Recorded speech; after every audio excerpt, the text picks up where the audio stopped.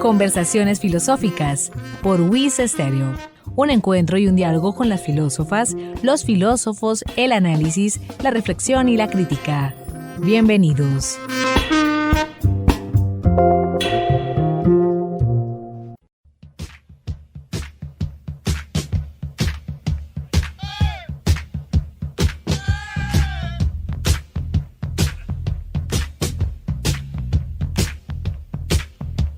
Amables oyentes, bienvenidos a Conversaciones Filosóficas desde la Escuela de Filosofía de la Universidad Industrial de Santander.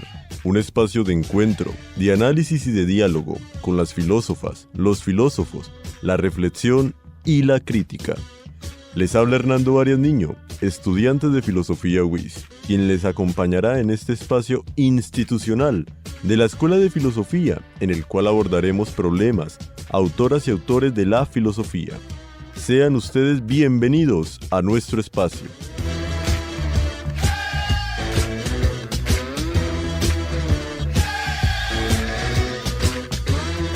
En el programa de hoy nos acompañará el profesor Alexander Triana.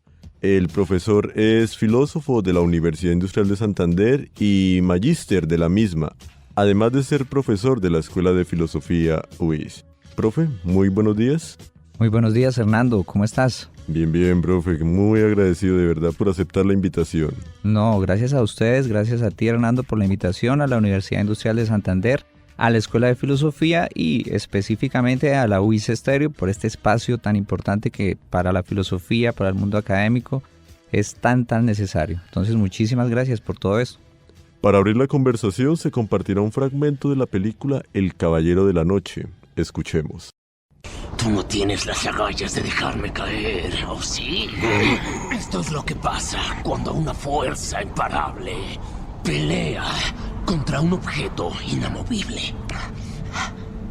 Así que, en realidad eres incorruptible, ¿no es así? ¿Eh? No vas a matarme por algún sentido inadecuado de moralidad. Y yo no te asesinaré, porque tú eres muy divertido. Creo que nuestro destino es hacer esto eternamente.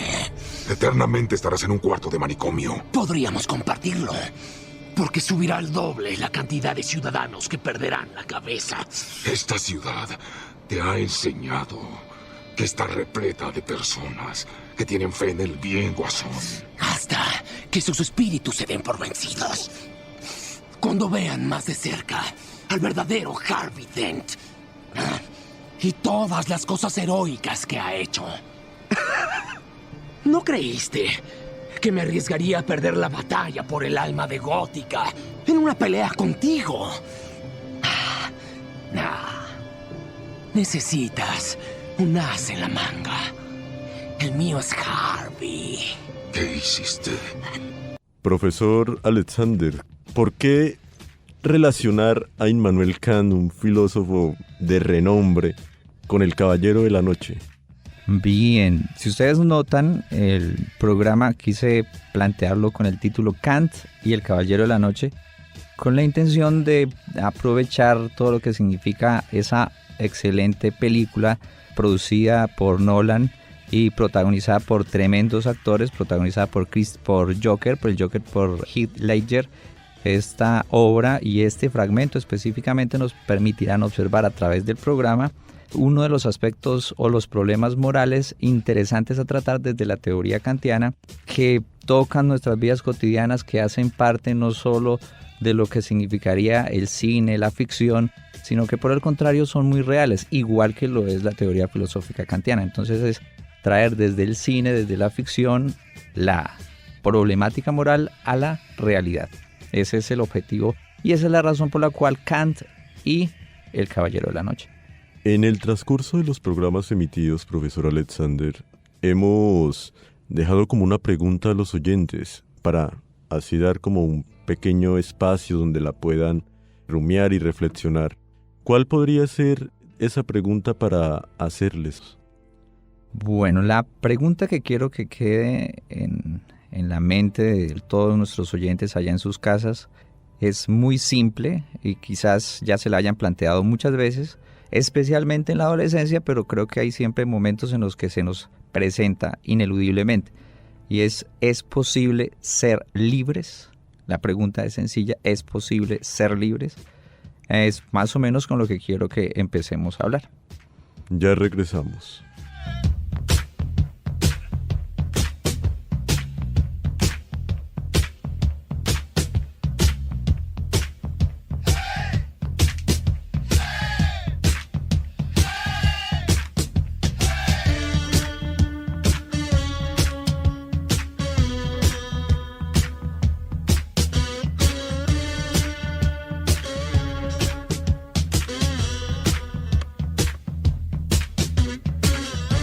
Amables oyentes, están en sintonía de los 96.9 MHz WIS Estéreo, la voz de la universidad.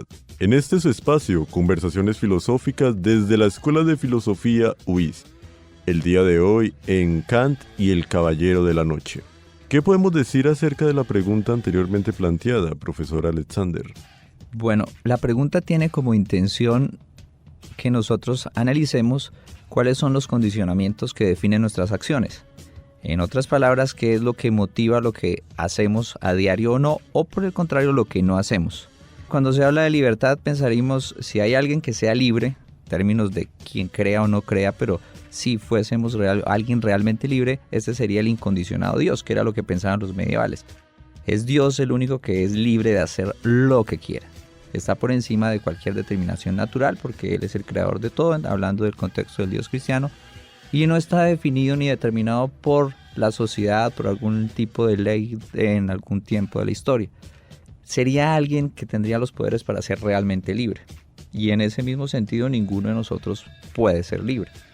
¿Por qué? Porque lo primero que tenemos que saber es que estamos determinados por la naturaleza. Tenemos que respirar, comer, etc. Todas estas determinaciones naturales impiden que nosotros seamos real y absolutamente libres. Ahora, supongamos que encontramos la manera de liberarnos de ellas por algún tipo de superpoder inventado por Marvel. Y entonces ya no necesitamos de la naturaleza. Pero si tú ves incluso los personajes de ficción con muchos poderes, Batman, en el caso de Iron Man, ya no en el universo DC sino Marvel, o cualquiera de estos personajes de ficción que se supone tienen tantos poderes, incluso están determinados por los factores sociales. El Hombre Araña sufre mucho por la manera en que está total y continuamente juzgado por los demás. Batman también está preocupado por los juicios que hacen acerca de su trabajo, entre comillas, fuera de la ley, para hacer, entre comillas, el bien. Incluso Superman, en cualquier contexto, sigue pensando en las determinaciones sociales y el contexto cultural. Entonces, incluso aquellos seres que están por encima de aquellas necesidades naturales, de aquello que para un ser humano normal es imposible de eludir, incluso estos seres están determinados por otro factor, que son los factores sociales, los factores culturales, los factores morales. Y otro factor que hace parte del que acabamos de hablar, que es el religioso, que es muy poderoso, también define nuestras acciones y determina qué hacemos y qué no hacemos, entendiendo cada quien desde su religión, desde su contexto cultural o social, qué es lo bueno y qué es lo malo. Para resumir, la pregunta era, ¿es posible ser libres? Parece que la respuesta en primera instancia es no, no podemos ser libres. Al respecto, Kant, ¿qué nos puede decir? ¿Podemos ser libres o no podemos ser libres? ¿Podemos escapar a los condicionamientos naturales? ¿Podemos escapar a los condicionamientos sociales? ¿Kant le permitiría ser libre al Hombre Araña, a Batman, a Superman o a cualquiera de nosotros? Esa es el análisis que vamos a hacer de aquí en adelante con respecto a alguna de sus propuestas en una de sus obras más interesantes, que es Fundamentación de la Metafísica de las Costumbres. Como bien ha mencionado profesor Alexander Triana, el problema de la libertad es fundamental en todo el pensamiento incluso que Kant intenta ir desarrollando. Quisiera que pudiéramos abordar todo lo propuesto desde lo siguiente. Primero, ¿cómo relacionar la libertad entonces ahora con la dignidad? ¿Qué dice Kant al respecto? Vale, gracias por esa pregunta y la palabra que viene aquí a colación, dignidad. En la medida en que también quiero llevar estas palabras de Kant y la propuesta de Kant en Fundamentación de la Metafísica de las Costumbres a los problemas del conflicto colombiano o a lo que significa el conflicto colombiano, que tiene que ver la libertad y la posibilidad de la libertad, la dignidad humana y el conflicto colombiano. Ese es el camino que quiero llevar. Entonces empecemos con lo elemental que fue el corto audio de video que tenemos de la película de Nolan, El Caballero de la Noche. Entonces allí se presenta a Joker poniendo en problemas a Batman, pero no poniéndolo en problemas porque lo tenga atado o amenazado. Por el contrario, en esta escena es Joker el que está a punto de caer de un edificio y es Batman quien se supone tiene el poder físico sobre el Joker. Pero es el Joker el que le plantea un problema tremendamente moral a él. Batman, si quiere, lo puede dejar caer. Batman en esa escena, si quiere, lo puede dejar caer muchos pisos y que el Joker muera. Y él está muy tranquilo, el Joker está absolutamente tranquilo. Y le dice a Batman, y si ustedes notan el diálogo de ese corto, le dice a Batman que no se preocupa por eso porque no lo va a matar. Porque sabe que lo detiene un tonto problema moral o una tonta postura moral. Joker está absolutamente seguro de que Batman está atado a la norma, a su normatividad moral, y que por eso no va, por muchos motivos que tenga Batman, no va a hacerle daño. Y Joker disfruta de esa situación y manipula a Batman a partir de esa situación. Por el contrario, Batman está a punto de responderle a Joker de la misma manera que él lo haría. En otras palabras, Joker no dudaría en dejar caer a Batman. Y Joker le plantea eso. ¿Eres igual a mí o no eres igual a mí? ¿Te dejarías llevar por el impulso de la venganza, por la necesidad de estar por encima mío, por tener el poder sobre mí, por destruirme, por eliminarme, por matarme, o tantas otras palabras que usamos para lo mismo? En el desarrollo de la película, obviamente, Batman no lo hace. Bueno, y hay otra parte que es importante, parece que estamos, y esta parte es muy interesante, entre Joker y Batman, condenados a hacer esto eternamente, en un ciclo.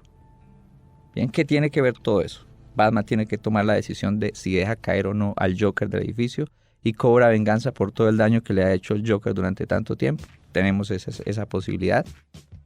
Tenemos la otra posibilidad, que es que el Joker aproveche esa ventaja para seguir destruyendo.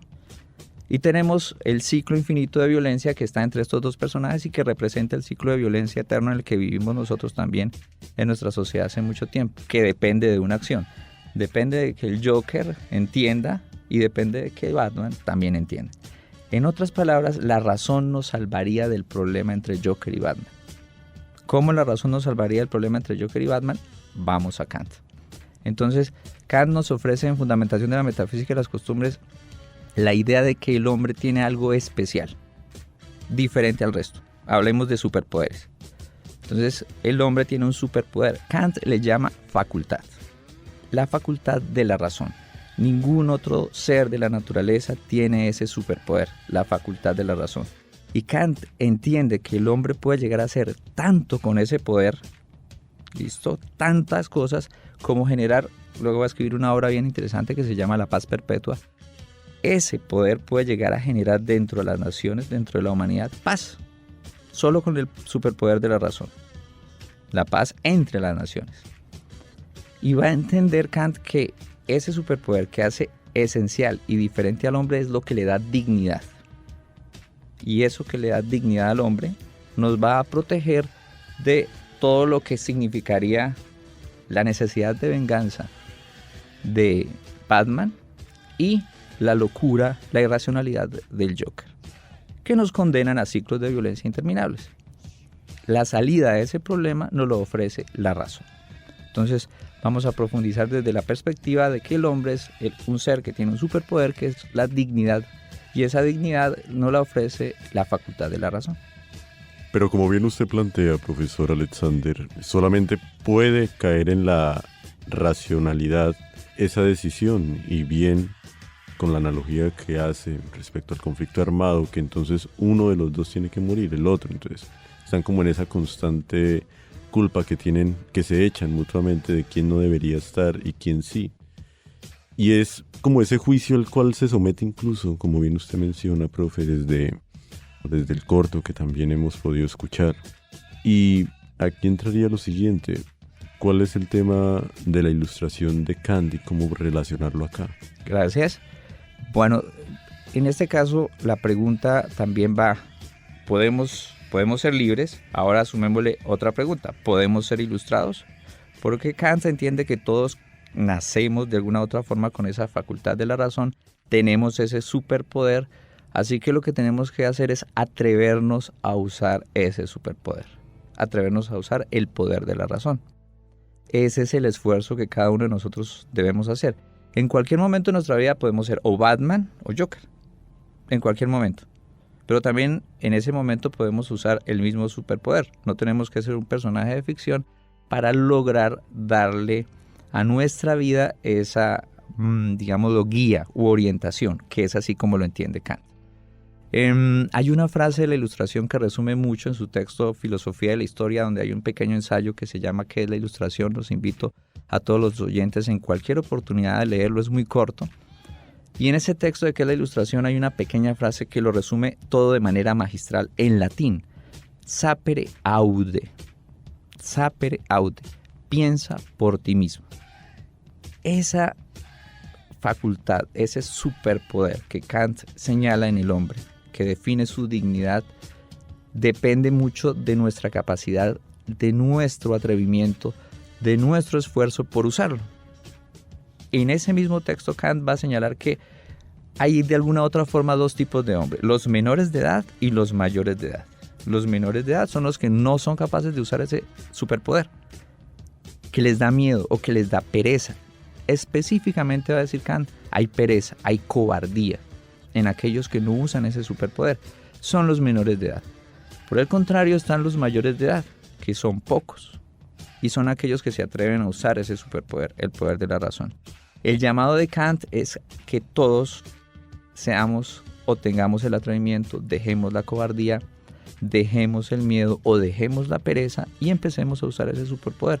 Lo podemos usar en nuestra vida cotidiana, en acertijos morales cotidianos, donde nuestros deseos, nuestras pasiones, nuestras emociones, nuestro odio se conviertan en el determinante de nuestras acciones.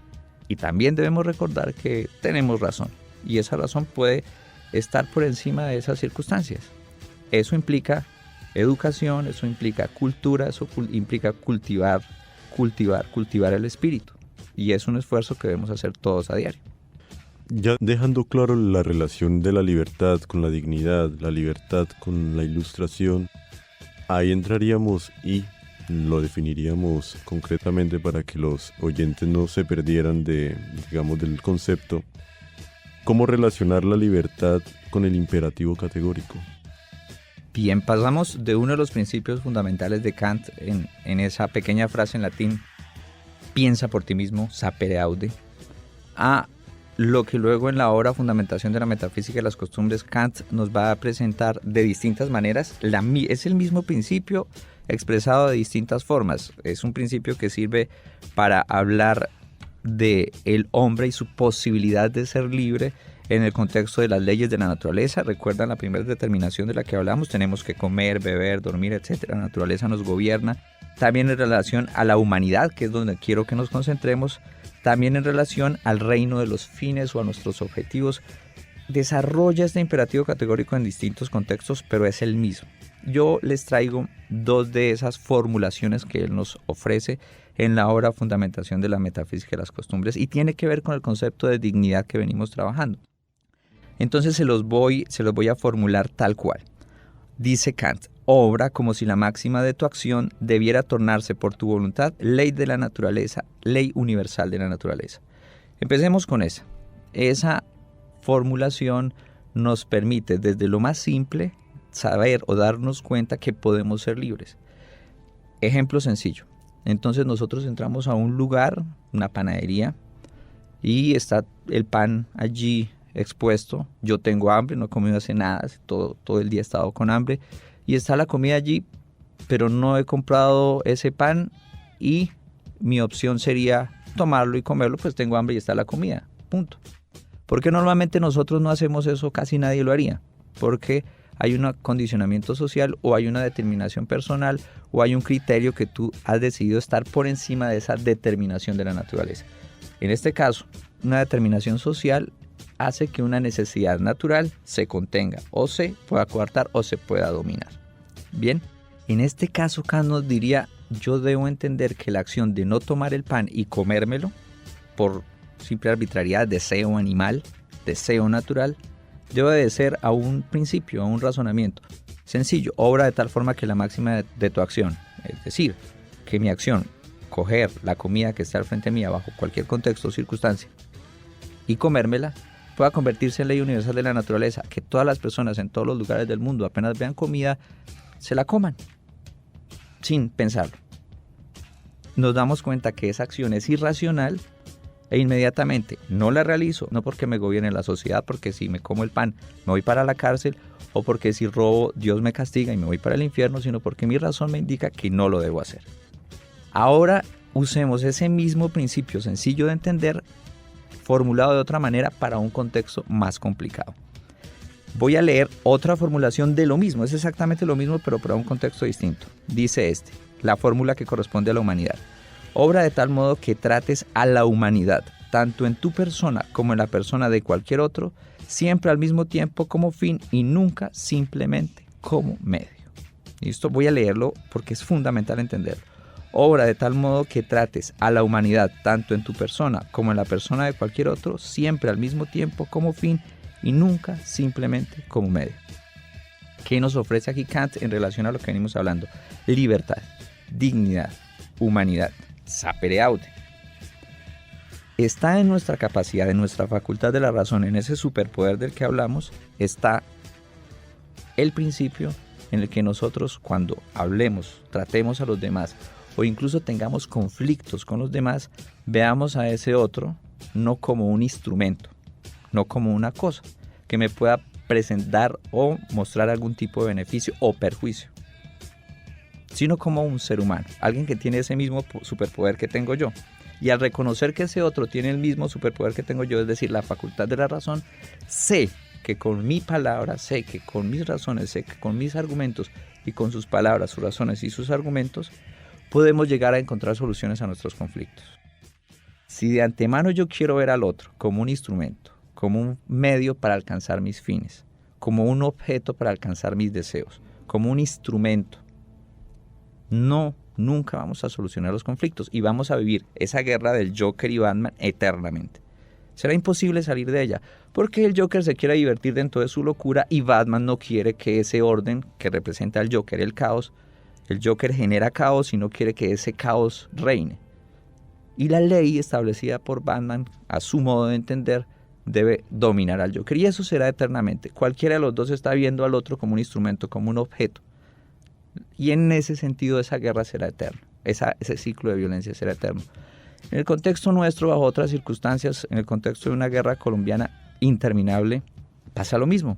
Nos estamos viendo como instrumento para satisfacer nuestros deseos de venganza, para satisfacer nuestros miedos o para conseguir utilidades a nuestros fines. Entonces ofrecería Kant una interesante solución a todo este problema si tenemos en cuenta ese principio que define nuestra esencia, que define nuestra dignidad y nos hace un llamado, es un grito, sapere aude. Atrevámonos a pensar por nuestra cuenta, cada una de nuestras casas, cuando tengamos que decidir en momentos de elecciones, cuando tengamos que decidir en momentos de conflictos personales, cuando tengamos que decidir en cualquier circunstancia difícil, pensemos que tenemos ese superpoder para resolver los conflictos. Dado el tiempo que siempre nos juega en contra, profe, ¿cómo podríamos dar a entender ese actuar por deber en concreto? Bien, voy a traer este principio que es obra de tal forma que la máxima de tu acción pueda convertirse en ley universal de la naturaleza. Tú puedes actuar por deber o conforme al deber. Pensemos en lo que hace un político en este tiempo de elecciones. Entonces puede llegar a ofrecer algún tipo de objeto o cosa importante para alguien en un contexto difícil, económico. Puede ofrecer cemento para su casa, puede ofrecer tejas para el techo de sus casas, puede ofrecer incluso comida y entenderíamos que la persona que recibe el cemento, que recibe las tejas y recibe la comida o incluso dinero a cambio de su voto, esta persona está siendo beneficiada porque efectivamente es beneficiada, necesita eso.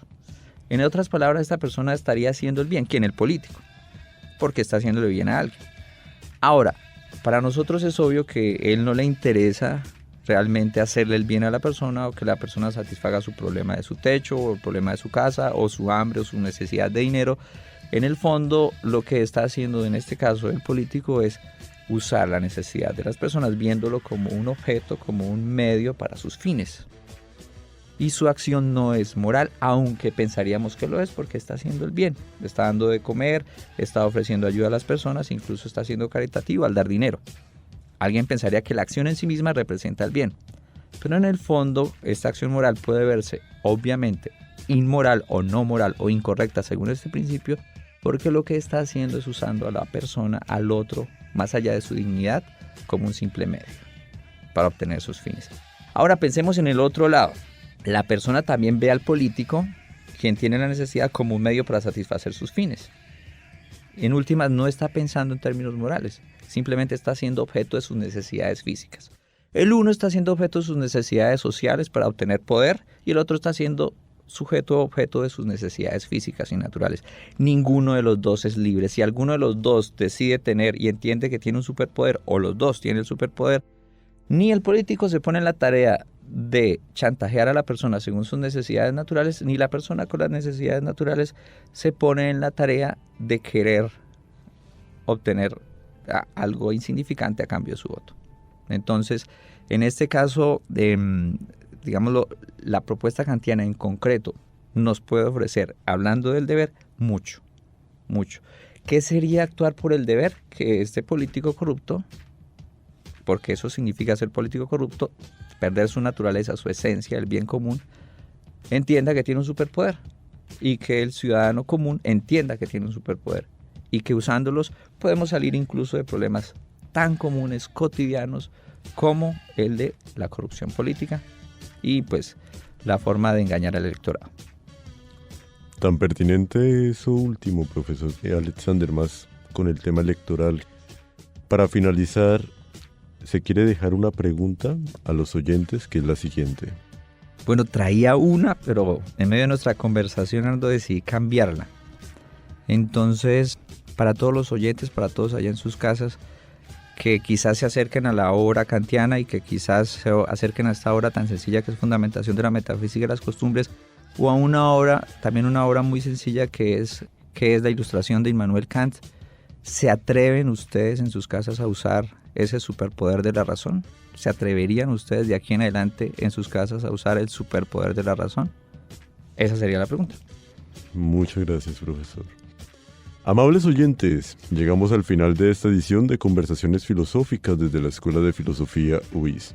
Del mismo modo a nuestro invitado, profesor Alexander Triana, por su participación y valiosos aportes. Esperamos contar nuevamente con su participación en nuestro espacio de la reflexión y la crítica. Muchísimas gracias, Hernando, por esta oportunidad. Muchísimas gracias, de verdad. Feliz día. Gracias por su sintonía. Los invitamos a una nueva edición del programa institucional de la Escuela de Filosofía UIS. Con ustedes hasta este momento les acompañó Hernando Arias Niño.